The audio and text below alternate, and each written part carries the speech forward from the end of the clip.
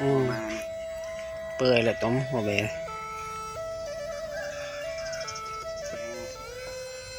แซ่บ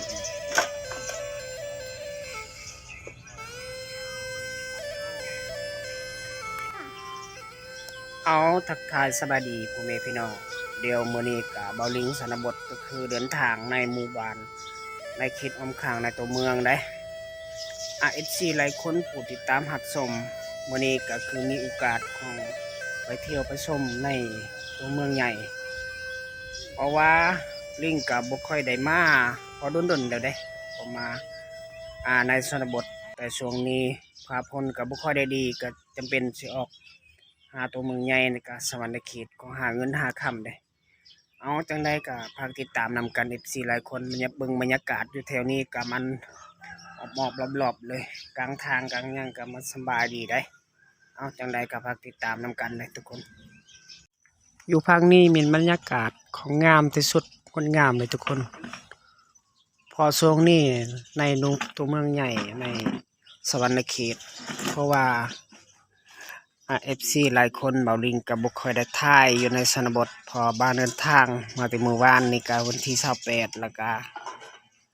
มาการดำรงชีวิตก่อนหาเงินหาคำบุคคลได้มีผลฟ้าอากาศกับบุคคลได้ดีได้เพราะว่าจำเป็นสิออกเมืองออกตัวเมืองใหญ่นี่ก็หาเงินหาคำนังเขา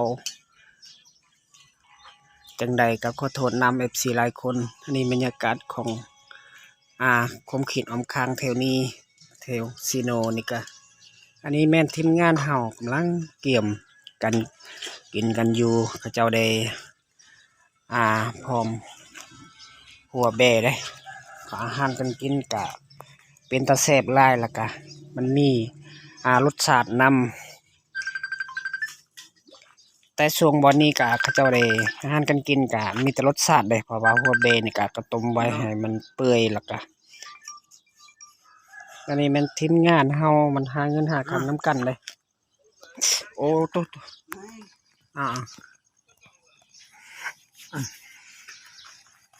เอาแต่ช่วงนี้ยังบ่ทันได้ออกผ่าพุ่นเด้เพราะว่าเขาเจ้าได้โอ้หานที่เรียบร้อยแล้วก็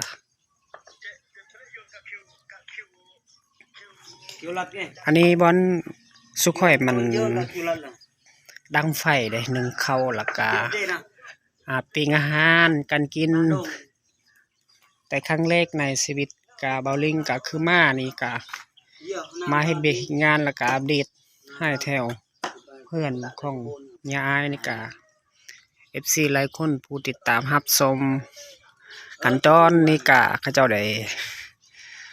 อาหารส่วนหลายนี่ลงเวียกลงงานประมาณ7 โมงปลายเด้เพราะเวียกเกี่ยวกับหยังส่วนหลาย FC มาถามกะเวียกเกี่ยวกับ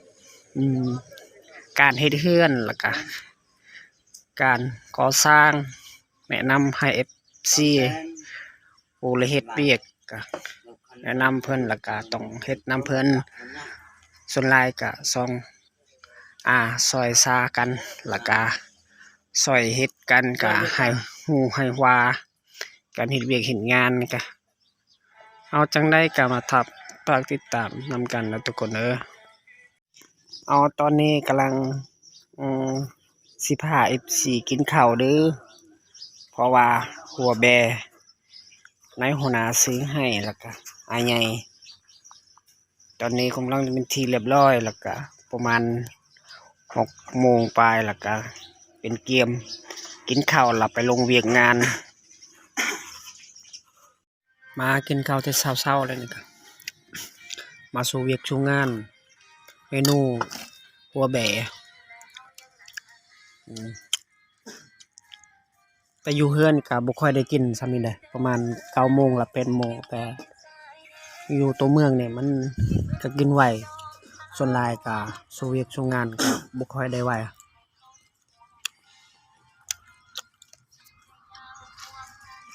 บรรยากาศแถวนี้เขาเจ้าได้เลี้ยงงัวเขาเจ้าบ่ได้ละเลยเพราะว่าเขาเจ้าปลูกไว้เลยเพราะว่านี้มันสถานที่ของเขาเจ้าได้เลี้ยงงัวควายโอ้บรรยากาศดีแล้วทุกคนเลยพอพาพ้นอากาศก็ดีงาม ฟ้าฝนอากาศน้ำมะแรงมื้อเช้านี้ก็ฝนตกได้เพราะว่าบ่ได้แห้งปานใดเพราะว่ามันตกพอดีสมุทรภาพกันว่าแถวบ้านนอกก็เลยได้ซักให้แต่แถวนี้ก็เจ้าได้หวานกาบ่มีน้ำก็เขาเจ้าได้ดูดเอาเด้เพราะว่าตัวเมืองเนี่ยมันแตกต่างทุกคนเบิ่งบรรยากาศสวยงามผู้เอาจังไดก็พักติดตามนำกันนะทุกคนเอาพี่ๆนี่คลิปนี้ก็จบเพียงเท่านี้เลยทุกคนมื้อหน้าก็อัปเดตมาให้14หลายคนผู้ติดตามรับชมอยู่ภาคนี้มีบรรยากาศของงามที่สุดงดงามเลยทุกคนพอช่วงนี้ในตัวเมืองใหญ่ในสวรรณเขตเพราะว่าFC หลายคนเบาลิงกับบุคคลได้ถ่ายอยู่ในชนบทพอบ้านเดินทางมาแต่มื้อวานนี่ก็วันที่28แล้วก็มาการดำรงชีวิตก่อนหาเงินหาคำบุคคลได้มีผลฟ้าอากาศกับบุคคลได้ดีได้เพราะว่าจำเป็นสิออกเมืองออกตัวเมืองใหญ่นี่ก็หาเงินหาคำนังเขาจังใดก็ขอโทษนำ FC หลายคนอันนี้บรรยากาศของคมขีดออมคางแถวนี้แถวซีโนนี่ก็อันนี้แม่นทีมงานเฮากำลังเกี่ยมกันกินกันอยู่เขาเจ้าได้พร้อมหัวแบ่ได้ก็อาหารกันกินกะเป็นตาแซ่บหลายละกะมันมีรสชาตินำ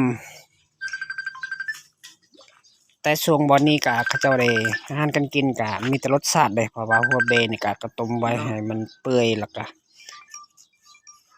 อันนี้มันทีมงานเฮามันหาเงินหาคำน้ำกันเลยโอ้ตุ๊ด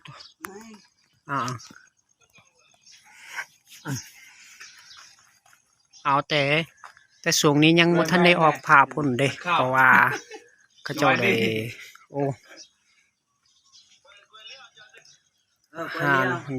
ที่เรียบร้อยแล้วก็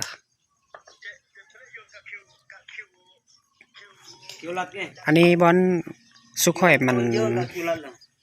ดังไฟได้หนึ่งเข้าแล้วก็